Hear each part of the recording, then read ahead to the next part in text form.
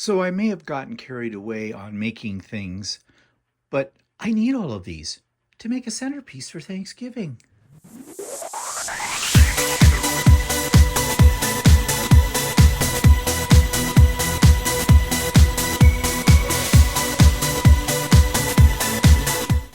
Good morning, everybody. It's Stephen here for Bland Designs and the Idiot Quilter, and welcome to my weekly vlog. This is vlog number 379 for October the 7th, 2024, and I hope everybody had a good weekend.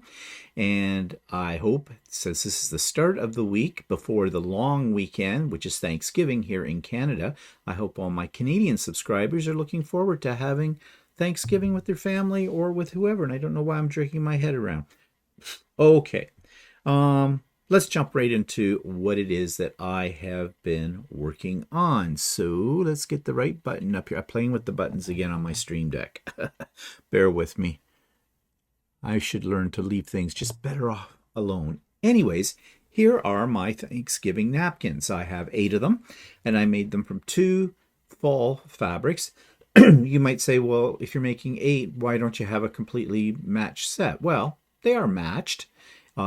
But they are different because I like to have different napkins on my table when I set one, because I think it makes it kind of interesting. So I've got those all done. I have actual napkin holders for them as well that look like little turkeys that I printed on my 3D printer. So they'll be at each person's place setting for Thanksgiving dinner. And yeah, and everybody gets a little turkey to take home, little plastic turkey, which I'm going to be showing you in a few minutes. And I'm also going to show you my decorations that I have up in my house for both Halloween and Thanksgiving. I kind of combined the two. And yeah, and what I made on the 3D printer, and I was really busy with that. But anyways, back to the napkins. These are made from quilting cotton. They are double-sided, so they're double ply. Because you don't want the ugly side showing up on these. And I put them through my serger, and away I went. Okay, what else? Well, a little quick view here. I started this last week. In around Wednesday, I was working on it, and I didn't really know where I was going to go with this. This is my own design. I started out with making maple leaf blocks that you can see in the corners. Those are done with an AccuQuilt die I have for making maple leaves. So it makes things go a little faster because there's not a lot of little pieces, but you know, there's some half square triangles and things like that in that design. Anyways, it made quick work of it, and as I started throwing pieces up on my design board, I started thinking about other designs, and well, this is the end result. Tomorrow on the Idiot Quilter, I'll talk a little bit more about my process for designing a quilt like this. And this is, I don't know if I said it already, but you know I have a short memory. This is a Quilt of Valor quilt. This is going to be donated to the Canadian branch of Quilts of Valor. Okay, so I think that's all I have to show you there.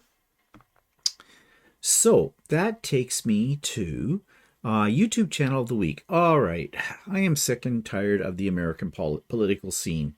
And even our political scene sucks too. It's not as interesting, but it sucks too. I'm just so tired of seeing ads and YouTube videos, things like that about the whole situation in the States. It's very depressing in many ways. But sometimes there is a light moment on YouTube, and this is one of those light moments. It has to do with Kamala, that someone put together, a guy by the name of Mann, who is a musician. He put together a bit of a parody on some popular dance songs, which he calls the Kamala Melody Harris Waltz Campaign Bach. Bop, bop, not Bach. It's in the same field. Bach was a musician. Yeah, composer. Well, anyways, here's my review of that particular video. This week's video from YouTube is a parody of the situation in the United States, of course, and there's lots of parodies of the situations, the political situations with Trump and the election and Kamala on YouTube, right? Well, this is another one, a musical one, and I always love the musical ones because I think they're hilarious. And this one is by Mann, and he's done lots of videos before on YouTube. He is a professional comedian, singer, something like that. Anyways, he plays on the whole way that you pronounce Kamala's name.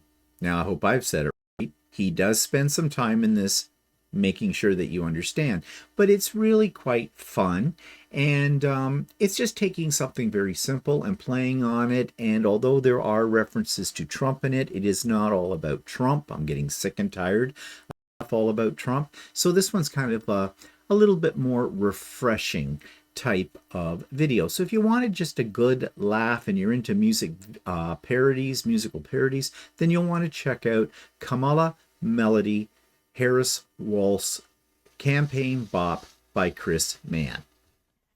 So I've linked that in the show notes below. You'll also find, as usual, a link to my contact information. Very important right now with the pop-up retreat coming. We'll talk more in a minute. Sewing with Stephanie and Stephen on Wednesday morning, starting at 9 a.m. Eastern Time, running until 4 p.m. Eastern Time. All are welcome. It is a Zoom event. It is not recorded. It's not a YouTube live. Okay, how many times have you heard me say that?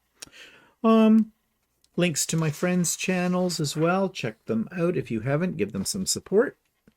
And there's some other links. There's a link to the video I made about the retreat that I'm going to have, and there is a link to some of last week's videos as well. Okay, that takes me to what's the weather looking like outside my front door today. Well, let's go to that, shall we? There we go.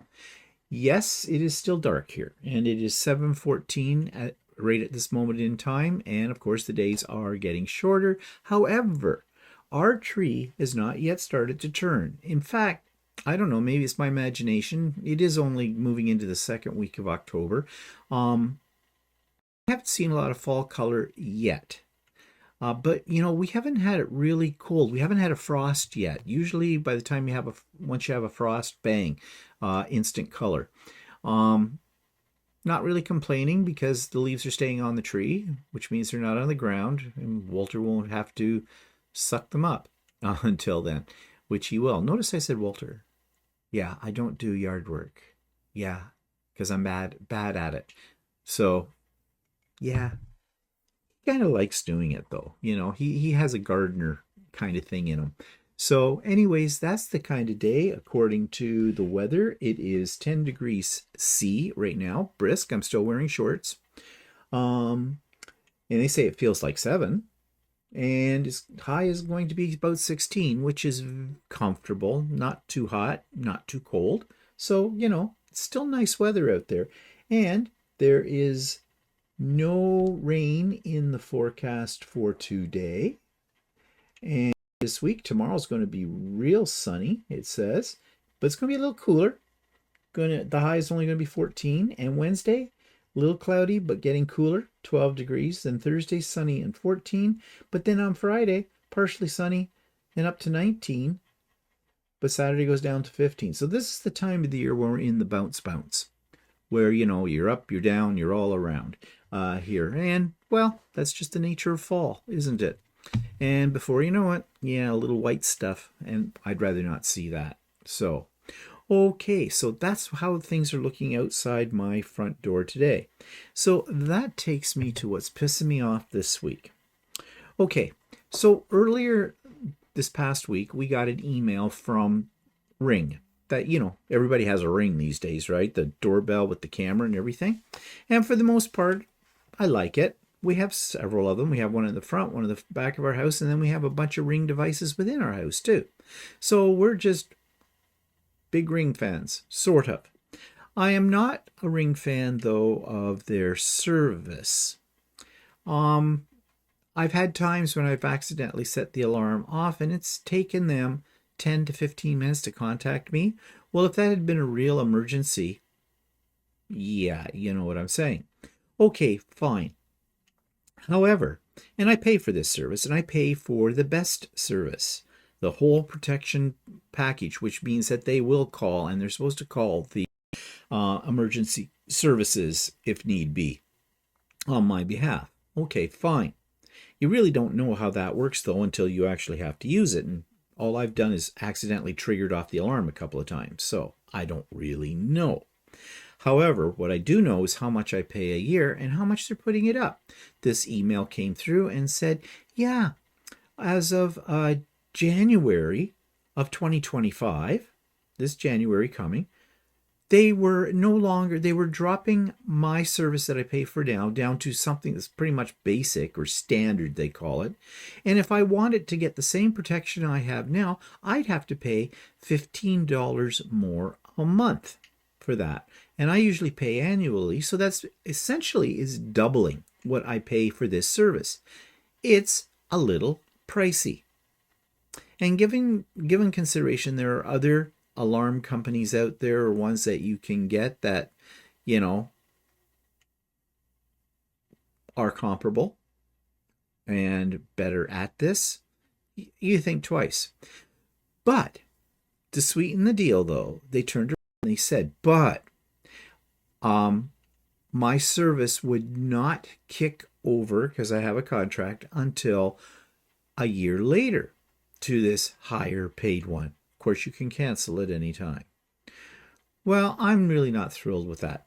So I was going to write them a little notice of concern, let's call it, via email, but they don't have an email address.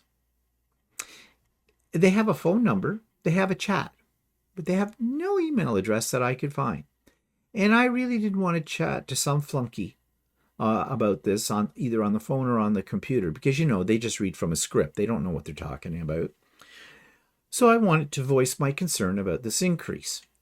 Well, then they have a community area, though.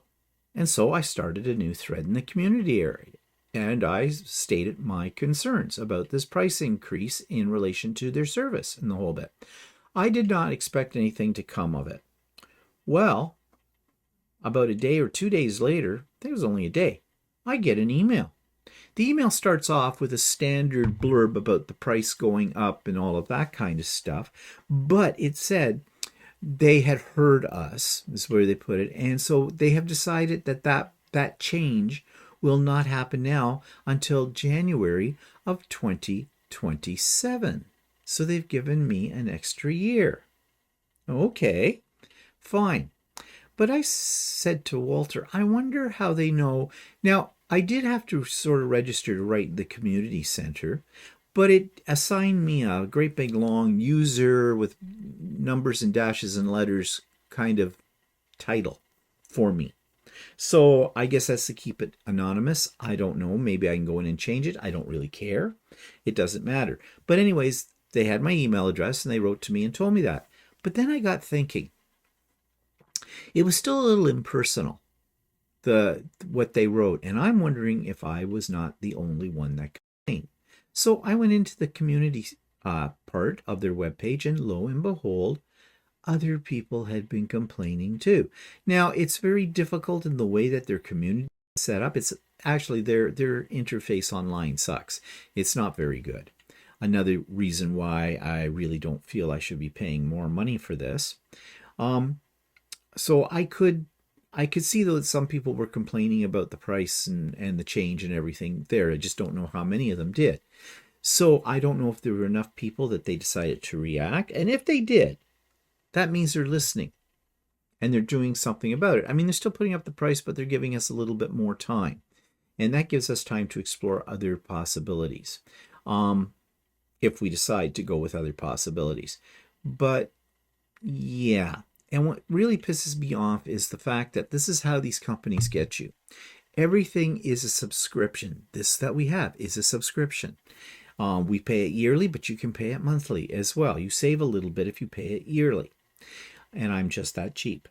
But everybody's got a subscription price now. If you want to put software on your computer, used to be in the old days, PCs and things, that when they had CD players in them, and back even before that, discs, you got a program on a physical media which you plugged into your computer and away you went, and you bought it outright. But as the years have progressed now, and since our computers no longer come with CD players or DVD players or anything like that, everything has to be downloaded from the net, and they want you to pay for it monthly or a yearly subscription. So, for example, Adobe products, I used to outright buy Photoshop Elements. Now I can't. Nope, can't do that. Have to pay subscription for that.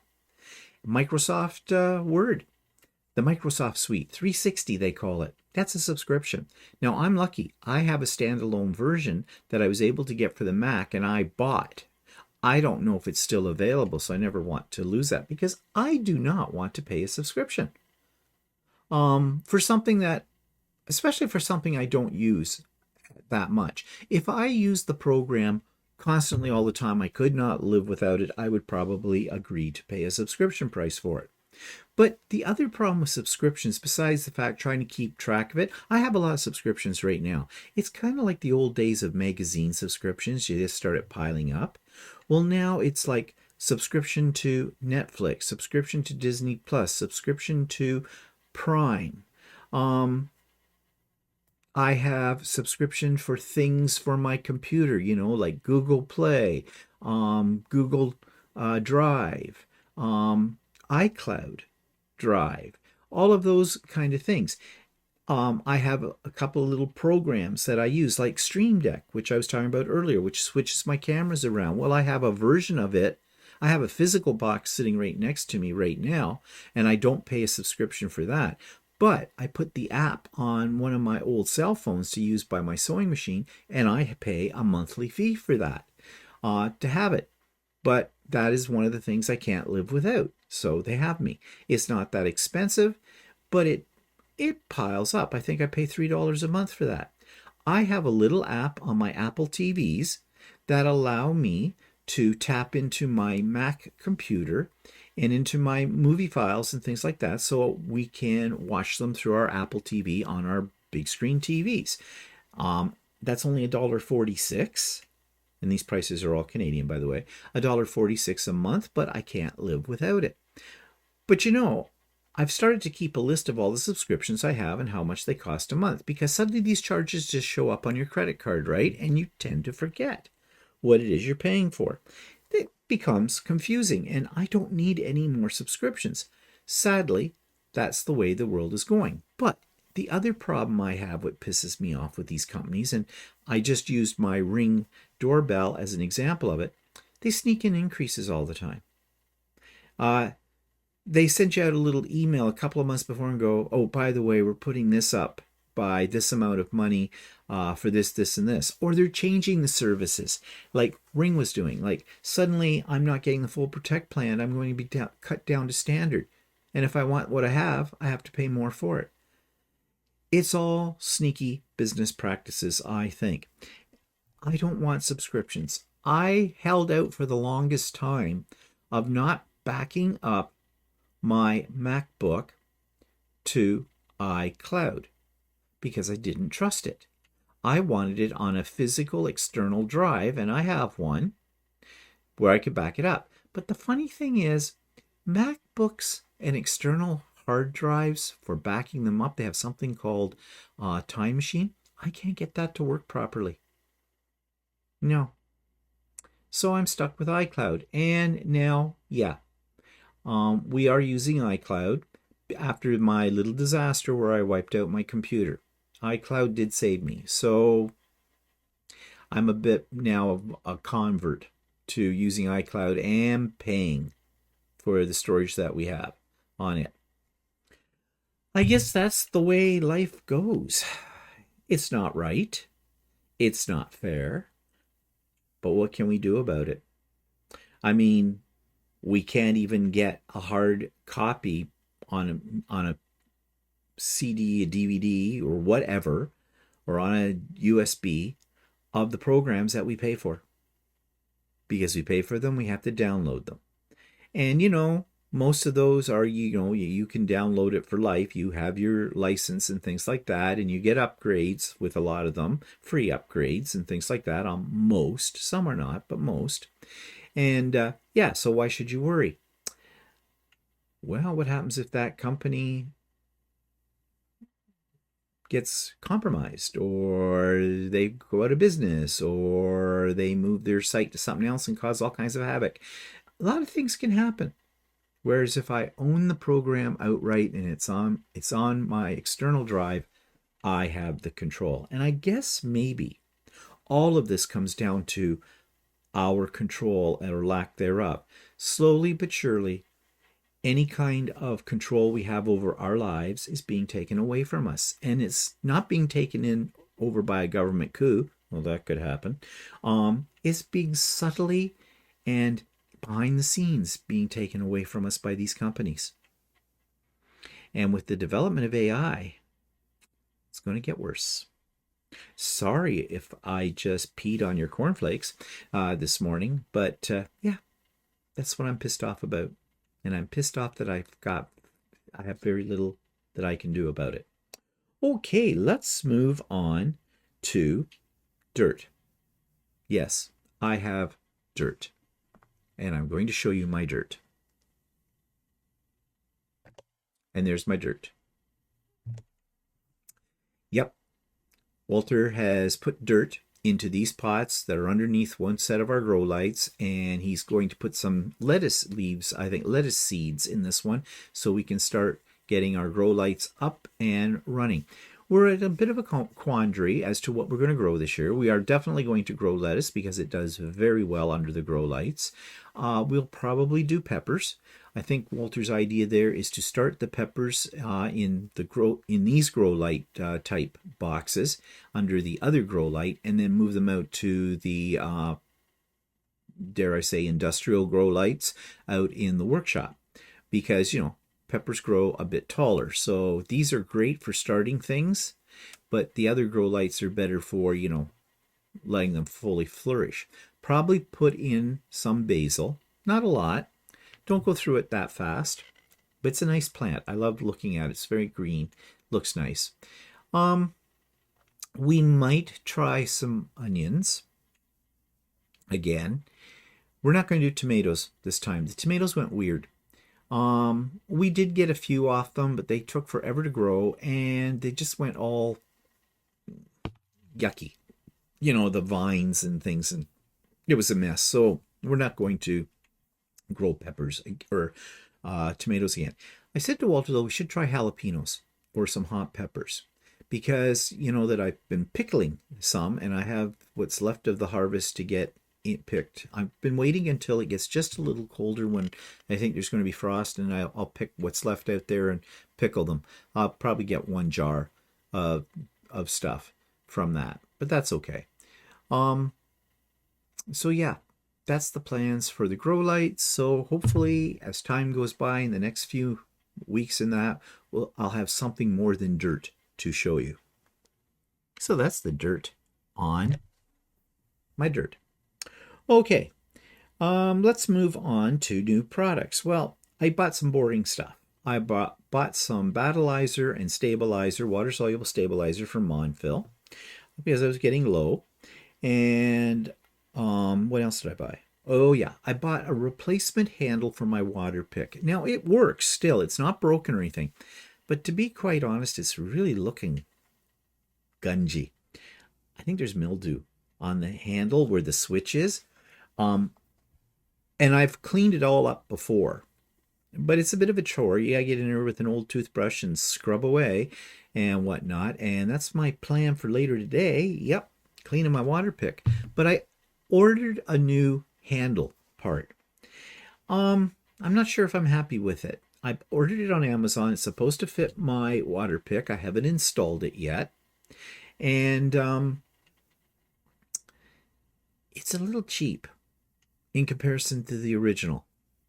It did come from China, and it wasn't that expensive. It cost me like $19, $19.99, something like that. It looks a little different from my original water pick handle. I thought I was getting an original water pick, by the way. There's another thing I can be pissed off. Be careful. On Amazon, some of those ones show you a picture or talk about something as though it's an original item, and it's not. It's a knockoff. And this one's a knockoff, so I don't know how good it's going to be. So I think what I'm going to do is I'm going to install it just for the sake of trying it out and seeing how difficult it is to install it. Whether or not I can install it, I'm not absolutely sure about that either. And the other one I'm going to clean all up and everything, and I'll have it as a backup. Or what I may do is I'll use this cheap one as a backup and go back to the original. I don't know. We'll see. But that's my plan. I have been playing with the idea of buying another water pick to replace this one. I mean, it's working fine, but I think at the time that I bought this one, and I bought it from Costco, it came with a travel one, and I don't like their travel one. I have since bought a different travel one that is from Waterpik, but different design, and I think it was old stock. I don't even think they carry this particular Waterpik anymore. That's why I was a little leery about getting the handle, making sure, hoping it would work. And I'm 90% sure that it will, but I'll let you know once I get it attached. But they have better water picks out there. And they have one that I find interesting. You can get, it holds these little tablets that you can put in the handle, and as you're doing your teeth with the water pick, it's supposed to be a whitener. I suspect it doesn't make a great deal of difference, but I wouldn't mind getting that one to try it. Costco does not have this model. They still are selling the model that I have right now. So they must have bought a lot of them. And as I said, it's working fine. It's getting grungy. And so I'm going to do a major cleanup of it today, and we'll see what happens. So yeah, exciting things that I bought. Not really. Okay, so that takes me, can I print this effing thing, this 3D effing thing? Well, I was printing all kinds of little Thanksgiving things to out last couple of weeks actually, and because some of them are big. And my idea was I was going to make a centerpiece for my table for Thanksgiving with all of these. I wasn't really sure where I was going to go with it, but I printed all these things. Okay, I got enough of those things, more than enough, and I decided to put together my centerpiece. But before I do that, I'm going to show you all the little pieces. I made a little video of all the little pieces that I made. So lately I've been printing a lot of Thanksgiving related items because I have my family coming here for Thanksgiving dinner in another week's time. And I had this idea that I want to make my dinner table look very festive for the occasion. Now, of course, you might be saying, because if you're American, hey, wait, Thanksgiving isn't until November. Well, yeah, but here in Canada, it's in early October. So as I said, it's coming up very fast. So I want to create a centerpiece. Now, I haven't created the actual centerpiece yet, but I've been making all these various elements and been having a lot of fun with them. And I've been having some frustration as well. Oh, one of my turkeys is over. So I'm just going to show you some of these items, and then I'm going to talk about something I've discovered about 3D printing. So these are very large turkeys, and I've made them in little smaller size as well. And my idea here is they're going to be sort of part of my centerpiece on my table. And ignore this guy. I don't think I may use him. I don't know. He was one of the first ones I made. And these little ones are going to go at each place setting, and so my guests can take a little turkey home with them after the dinner is over. So that's some of the things, but then I have a few more to show you as well. And of course, what's a Thanksgiving centerpiece without pumpkins? And so you can see here, I have various sizes of pumpkins in various colors of filament. I kind of stayed away from the traditional orange pumpkin here. I thought it might be a little bit more colorful. Now, I'm really not sure what I'm going to do with these, how I'm going to put it all together. I do have a few pumpkins here as well that are more jack-o'-lantern, which I may put in amongst the bunch. And the one in the very center here, you can see he's got a bit of a glow because there's a light on the turntable. But these will take a little tea light, an electric tea light, and I bought a bunch of remote control tea lights, which I think I showed you a week ago. And I'm thinking I'll have those interspersed in here and light and light them up. Now, I don't know if I'm going to make other things, and I'm not sure how these are going to sit in the table. I do have this basket that have all these little turkeys in that I printed as well. It's very pretty. And actually, I stopped this print before it was completely done because there are handles on the side, but I decided I didn't want the handles. And also because I forgot to put in supports for those, so I figured when it got to making the handles, they'd all go weird on me. But yeah, so I have all these things, and I get a little obsessed when I'm printing because I love printing. But I figured out something. I had a lot of trouble printing out one of these large turkeys. And the reason is because of the infill style. Now, infill is the interior supports in here to keep this from, being hollow and basically falling apart or sagging in. And my printers were making a really weird grinding noise when it was printing the infill. And it was going back and forth and back and forth. And it basically sounded like the nozzle was dragging on the print. And it was actually. And in some cases, it broke off the supports or it shifted the whole print so that basically I had a wasted print. It didn't work. So I did some research and I found that there are about a dozen different types of infills you can pick from. And the one that I had was just the one that the slicer had defaulted to. And it is one where the print head has to go back and forth over the same line several times. And other people had this problem with this grinding noise, and so they recommended a different infill, one called gyroid, where it is strong, but it doesn't go back and forth over top of lines it's already printed. So I redid one of these turkeys using that, worked like a charm. Not a problem at all. So that is something I have learned, and I did not know that, and I've been 3D printing now for about 4 years. So there's always something new you can learn, and the internet is great. If you're having a problem with your 3D printer or your 3D prints, do a search on internet, because somebody else has probably had the same problem, and somebody has probably figured out a solution to it. So don't think your machine is necessarily not functioning correctly. It could just be the way that the print you're doing is designed. So I guess now I've got enough bits and pieces here. It's time to put together my centerpiece. I'll show that to you when it gets done, possibly next week. Okay, so you've seen the video of all those. Now I'm going to show you how I'm utilizing them, how I have decorated with all these pieces, including that centerpiece. So I'm just going to switch my camera over. So I have combined sort of my Halloween and my Thanksgiving decorations together, and they will be up until the end of October. So November 1st comes, I'll probably be pulling those down and starting to think about decorations for Christmas. Although I don't usually decorate for Christmas until about the 1st of December. But in the meantime, I'll show you some of these. So you saw these little lovely multicolored pumpkins and these little turkeys. And I don't like doing things in conventional colors. I like bright and bold, and that's why I have these. Something a little different. Now, this is my coffee table in my family room.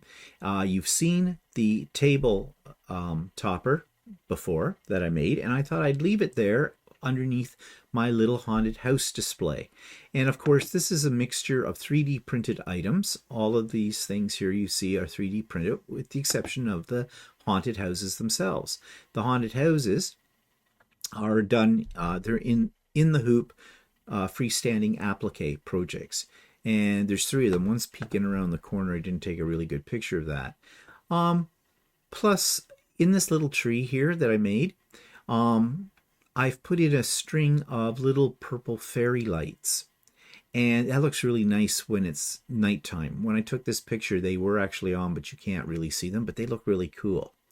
Last year, I think I put the fairy lights in around all of this whole display, but I thought it would look cuter on this little tree. And the little tree is 3D printed, and there's another one at the back there. I didn't have those last year. Every year I find some new things to print. This is getting out of control. So over on this table, we've got more turkeys and pumpkins, and this pumpkin and the other big pumpkin that I showed you just shortly ago, those are also in the hoop freestanding lace applique projects. And the pumpkins do light up. There is a hole in the bottom, and I put one of my remote control tea lights in there, and it looks really nice at in the nighttime because it kind of glows. And this is another area. Yeah, I didn't used to decorate for Halloween, but I do now in Thanksgiving. So you can see here I have some more 3D printed houses. These are in the hoop applique. Little lanterns. There's little tea lights in those as well. They're a remote control. And the remote control tea lights, I found them on Amazon. There were 12 of them in a package. They're rechargeable via USB. And I think I showed you that a couple of weeks ago when I got them. And you can see them, so they're on for 6 hours, off for 18. So that I have done already. We'll see how long the charge lasts in them when I do that. Also, I've got out my fall and Halloween quilts as well. Well, these are actually my Halloween quilts, so I put them out on display on my couches. There's another one there. And then, of course, here is the centerpiece. Now, you saw the table runner before, Whimsical Turkeys, and this is the tablecloth that I purchased. I probably should have ironed it. That I purchased for Thanksgiving from Amazon. It's just a polyester tablecloth, but that's fine because polyester washes up well. And if it's tablecloth, well, something is going to get slopped on it. But here is my centerpiece. Here's one from a different angle. And you see this one in the center here. This is a big pumpkin. That took 4 days to print and used a whole reel of filament. Yeah, that's an expensive little pumpkin. That's about a $30 in materials pumpkin. In fact, I ran out, and at the top's a little different color than the rest of it. This picture's not really doing justice here for this. I wonder if I can just blow this up a little bit so you can get a little closer look. There, that's a little better. So yeah, I have these little spooky tea lights that take a tea light in the top and one inside and glow there. And I just went to the dollar store and got a couple of sprigs of fake silk, like they're not silk, right? And it's all glued onto. Do you remember that Missouri Star quilt tray I got the first year, a couple of years ago, when we did the unboxing of the Missouri Star quilt Christmas box? Well, there was a tray in there, and it's just been sitting around. I didn't know what to do with it. Well, I made it into this. And this stuff is glue gunned down, so it's not moving anywhere either. Let me go back to the other picture too and blow it up a little bit for you. There, that gives you a little bit of a shot from a different angle. I think it's very pretty. And it picks up the colors that are in the table runner as well. And that was strictly by accident. I'd like to say I planned for it, but I didn't. Okay, so moving on. Yes, there's more. This is my little skull and ghost display, I guess, on this table. And there's another one of my quilts on the back of that chair. My mantelpiece this year. I didn't put anything on the mantelpiece last year for Halloween, but this year I had made these ghouls that are meant to sit on a mantle. I think they're really cool. So there they are. And there's a couple of those things that I have in the centerpiece. Candles are sort of sitting in behind them. Reason being is these were, when I first made them, were too small to handle these candles. I had to increase the size for the centerpiece. So, I mean, I could have made a couple of more and the candles in it, but I kind of like the candles sitting out. And I put a candle in each one of these skull heads as well. It looks a little creepy when it's, in the evening when these light up. And there's another one of my Halloween quilts on the back of that, and another one here as well. So I am ready for Thanksgiving, and I am ready for Halloween. And as I said, that stuff is going to stay there until after Halloween's over. Then we'll pack it away and do something different. In between Christmas and that, maybe more of a fallish display. I don't know. We'll do things. My mother used to do this. She was big. She was constantly decorating for the seasons and the change of seasons, her house all the time. And I was never into that. I decorated at Christmas, that's it. Now, It's Halloween. It's Christmas. It's Easter. It's spring. And that's all thanks to becoming a quilter, because I make things that are a theme for that. So what are you going to do? I've become my mother. Oh my God. Okay, time for a blast from the past, an old clip. When I first retired, I really wasn't sure what to do with myself. Walter wasn't retired yet. I was home all day by myself. And I wasn't a quilter yet. I was a paper crafter. But it wasn't enough at the time. I volunteered in certain places. That wasn't really working out for me either. So I got a job. And I got a job, which I thought was sort of my dream job, working in a scrapbook store. And I worked about 3 days a week or something like that. I used to work on Saturdays as well, every other Saturday or something like that. I did enjoy it. And I did that for about 2 years. But I finally left because a lot of things were bugging me. I mean, suddenly I'm on somebody else's schedule. My boss was wonderful. I can't say enough about her. She was great. I liked working with the customers. One thing I didn't like was sorting out inventory as it came in, and there was always inventory to sort out. And when you work in a scrapbooking store, the inventory you're sorting out is a lot of little things, and they take time. And then if you're in the store by yourself, and I was many times, I'm trying to get out product, I'm trying to wait on customers. It was a lot. It was a lot. And I thought to myself at one point, you worked for 31 years as a school teacher. You have a decent pension. You need to find another hobby. You need to reorganize your time. So I quit. But anyways, it was a cute little store, and I made a video.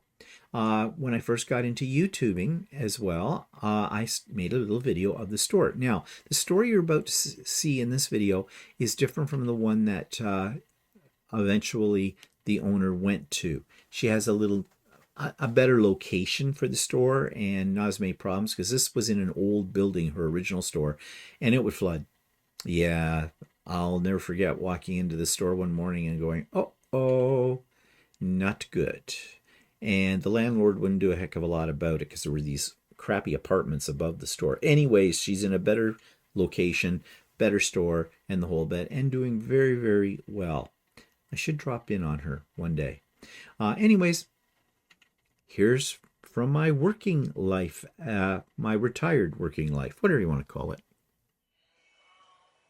Hi, this is Steven, and I'm on location for this video. I thought I'd show you the store that I work at in Oshawa, Ontario, Canada, called Class Act. And I thought I'd just show you some of our products and things, and so you can get a sense of our store virtually. So let's start over here in this corner. This is the table where we set up whatever's coming up that's new and exciting. These are the new items put out by Heartfelt Creations.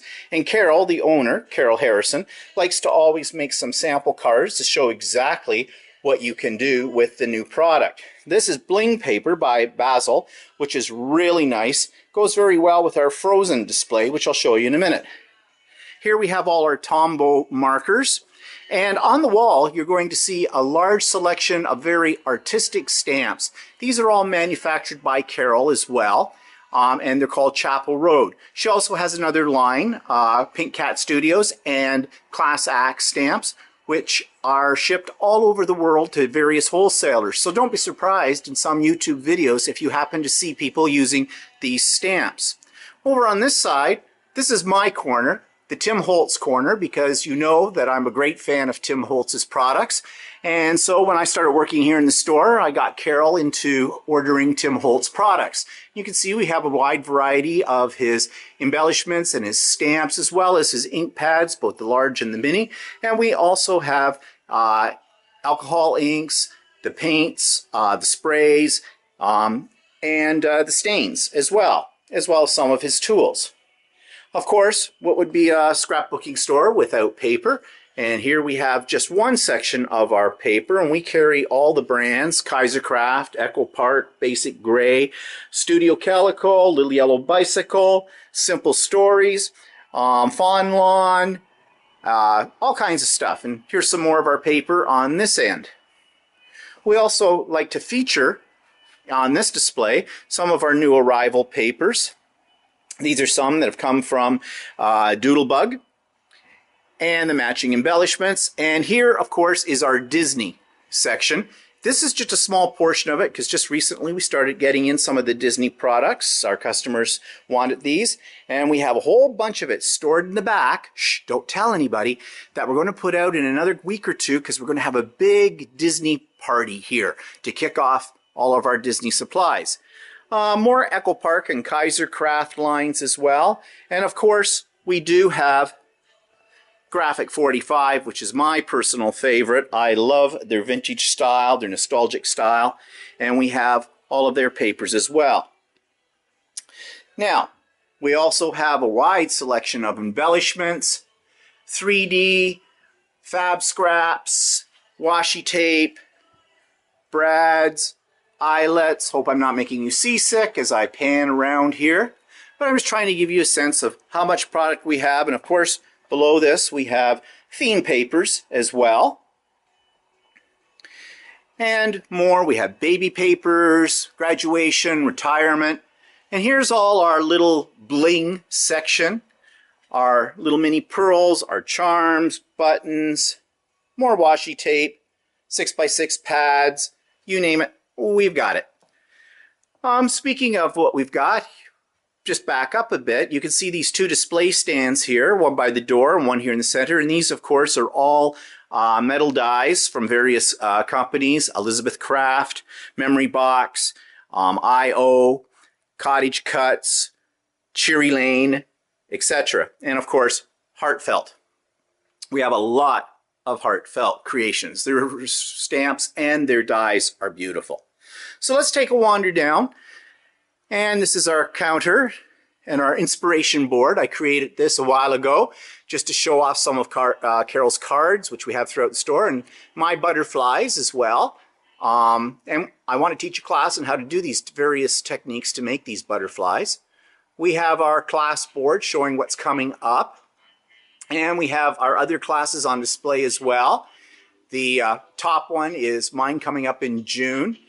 This is Karen Gerber. It's coming up in May very soon, and her cards. And of course, Carol's cards and another one of my scrapbook layouts as well. So you can see that we offer a lot of things here. Carol basically teaches the card creation classes, and I teach the scrapbooking classes.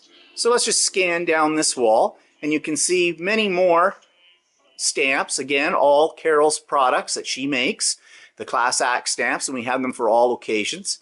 And this is what I call our multimedia cabinet.